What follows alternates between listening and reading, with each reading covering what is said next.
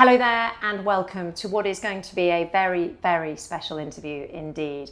I'm delighted to say I'm joined here in Dubai by Scher. Now, if you don't know Jay's story, it is one of extraordinary resilience and courage, and I'm really excited to get into the details. And Jay, I'm actually going to just let you tell the story right up from the start. I'm not going to try and put words in your mouth.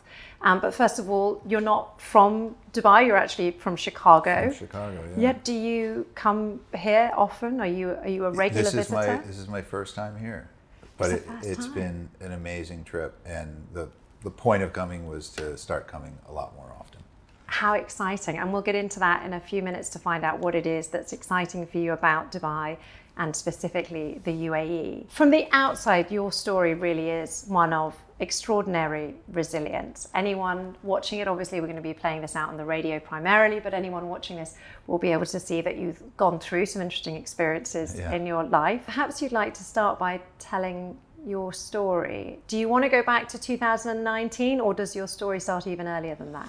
Maybe just a little bit earlier than that. So I was always involved in entrepreneurial businesses, small businesses. The company I was with until 2016 is one of the companies I'm still with, which is the reason why I'm here in Dubai. It's called the Vosges Chocolat, chocolate company, which my wife started and I worked at for 14 years. And then I left that business in 2016 to start angel investing. And the reason for that was I realized I was a really good drummer in the band, but I didn't want to be the front man. So I didn't want to be a CEO, wasn't interested in the spotlight, but I really enjoyed kind of being able to write the music and keep the beat and help folks with their businesses. So I started down that journey, working with entrepreneurs and investing in their businesses and spending a lot of time in their businesses. One of the other businesses that we're talking about earlier is the pizza company, which I'm very proud of. It's a top 100 in the world,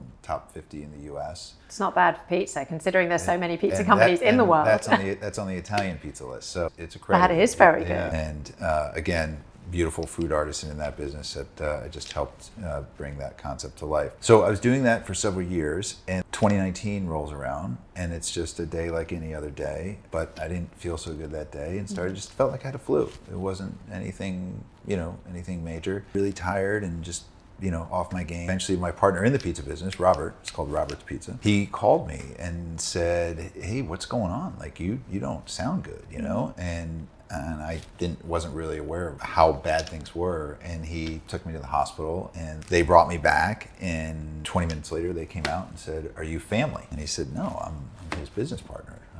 What do you need family for? And they said, well, he's not going to live through the night. You need to get family here. And so that started my journey, my health journey. Just literally everything changes in an instant. I was a 45-year-old healthy guy. I just finished running an Ironman triathlon. That was the fourth Ironman I'd done. I was in great shape, 2 young boys, just everything kind of humming. Yeah. And then all of a sudden everything changes. So then I was in a coma for a month. And but with flu, how yeah. But all these little bugs are around us all the time, and this one. Look at COVID or and sometimes else. You just get really unlucky. Yeah, so I was that guy. I was picked. And so you didn't die that night, obviously, right. But you did go into a coma. And what was going on while you were? How long were you in a coma for? About a month. And during that time, again, I have such a wonderful network around me. My family, my friends, people were just fighting for me, praying for me. And, the doctors, they weren't wrong for suggesting this, but they said, hey, we're done. He's brain dead. There's no activity. We got to unplug this guy. Don't do this. And I was lucky enough to have a strong enough support network around me that they kept me going just long enough to start to kind of come back to life. So even now when I see my doctors in the hallway, they're always just like, I can't believe for the life of me You're alive. You're alive. And they said, okay, even if you were alive, it'd be one thing if you were a vegetable, we could maybe understand that. But this doesn't make any sense. So I think about that a lot. I can imagine. So to a certain extent, you shouldn't be here. You clearly are here, but you've had to go on quite a journey to stay here. Obviously, if they were worried about your brain, you're clearly ticking over quite happily. But unfortunately, you did end up losing your limbs. Yeah, my limbs, my nose, it's been a journey in that sense. I've had to come face to face with my own sense of vanity that I didn't realize I had until, you look in the mirror and things don't look quite the same, So all in all, where I sit today is a very different place than where I was, and just the whole trajectory to get there. And my connection to this place is hyperbaric medicine. So I did a lot of hyperbaric oxygen therapy. Now, these hyperbaric oxygen therapies, were they originally designed for people who dive? Yeah. And Yeah, now maybe, they're used to help people recover. Yeah, it essentially forces more oxygen into your blood than you would normally be able to get. And then that forces itself into all the nooks and crannies of your body that need healing. For example, I had a conversation with my neurologist at the hyperbaric oxygen therapy center, and I said, what does my brain look like? He did a scan. He said, it looks like he died of 1,000 strokes. It doesn't make any sense. And I said, well, how am I sitting here talking to you? He said, this is the miracle. It's neuroplasticity. So your brain adapts. Another example is I drive. And when I started to drive, they told me I wasn't allowed to drive with my feet. Okay. My prosthetic feet. I said, well, why? And they said, well, because you can't, you don't have feet, so you can't feel the pedals, so you can't do that. You'd have to be able to see. I said, what are you talking about? I can't feel my feet. And I'm like, I know I'm on my heel. I know I'm on the side of my foot. If you blindfold me, I could tell you exactly where it is, because my brain's rewired itself to essentially feel what's happening in the prosthetic and tell me what my foot's doing. And you haven't got an AI scenario here? No. This is Not yet. This is very simple carbon fiber, just very lightweight. We're going to have to take one step back, because how did flu lead to you needing to lose your limbs? Did you have sepsis? So I had a bug called Haemophilus influenza A. Okay. So it is an influenza, but it's essentially an encapsulated bacteria. Do you remember in COVID they said it was really hard for our bodies to fight COVID because it was like a hard candy shell around? Yeah. So I had a bacteria that had that hard shell. Okay.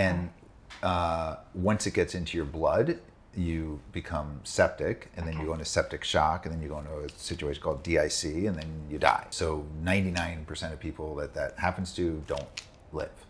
And in order to save your life, they had to go through various amputations while you were in your coma? No. So they had to get me better enough to get the amputations. So I wake up, and I am trying to figure out what happened, but I still have my black, dead limbs are attached to my body. And so this is, now March. I don't get my amputations until late April. So it was a decision that you were able to make yourself? I had to make it. How does it feel being told that you're going to have to make that decision? How do you come back from that? I don't know if I'm not that bright or I'm just Pollyanna, but like in my mind, I was like, okay, all right.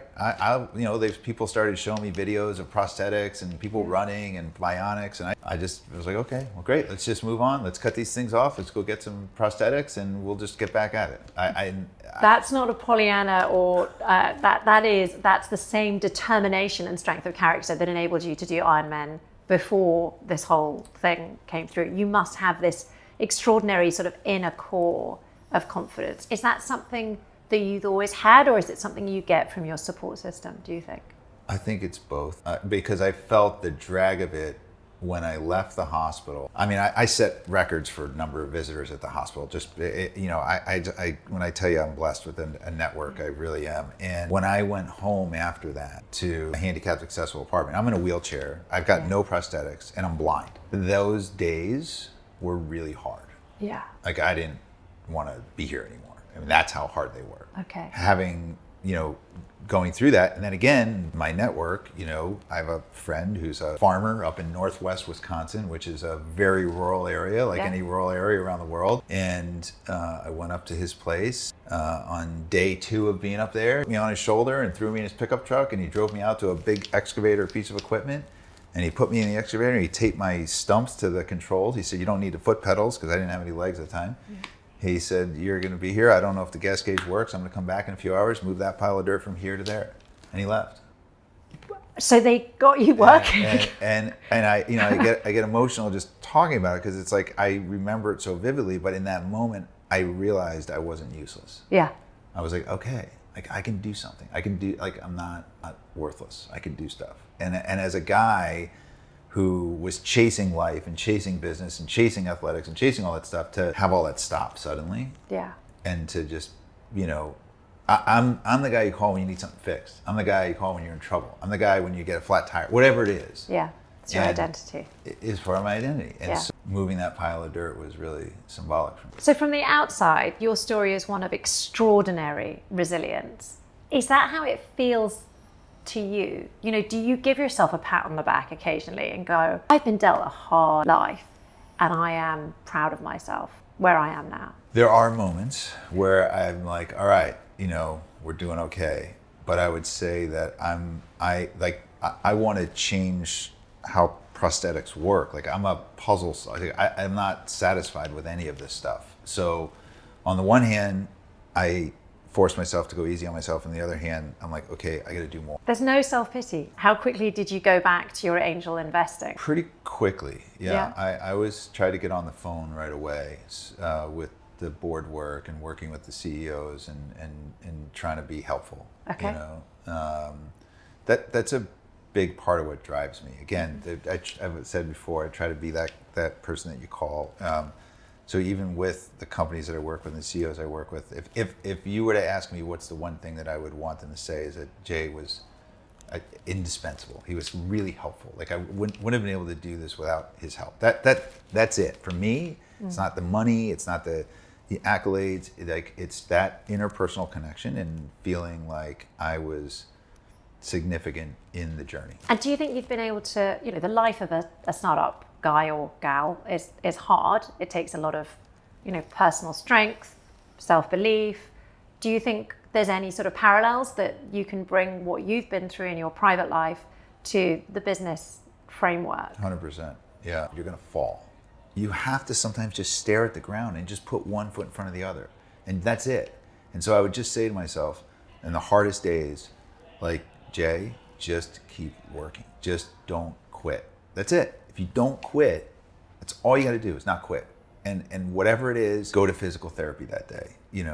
Go to hyperbaric oxygen therapy that day. It's boring. Who wants to sit? It's a couple hours, but you got to do it. It's like, and if you don't quit whatever you're doing, eventually something's going to happen. Either your body's going to give out, you're going to fail, or you're going to succeed. But it's like something's going to happen. And so that's the thought process that I keep. And that's what that's what you expect your startups that you invest in to continue to do as well. Yeah. So you've come to Dubai with one of those startups or with several?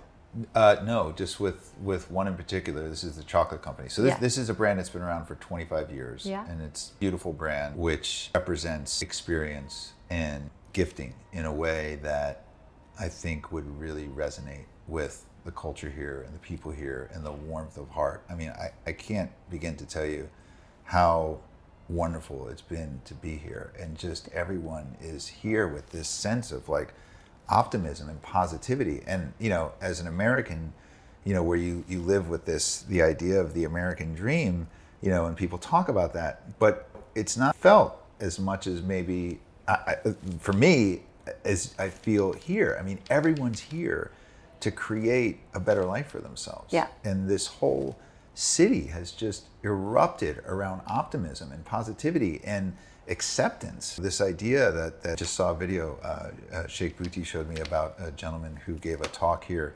It's at the World Government Summit recently. Yeah. Yes, the gentleman who was on stage. Yeah, and it's not called handicapped or disabled here. It's called People of Determination, It is. POD. And I was just like, wow, that's incredible. So there's an energy here. Yeah.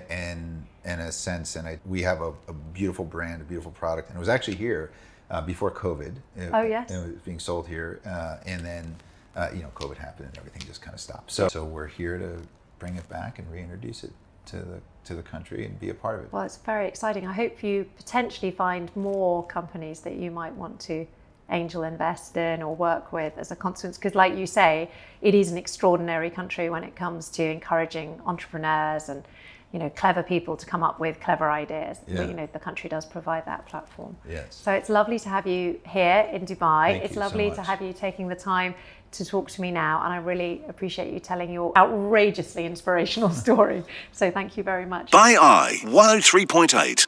Join the conversation.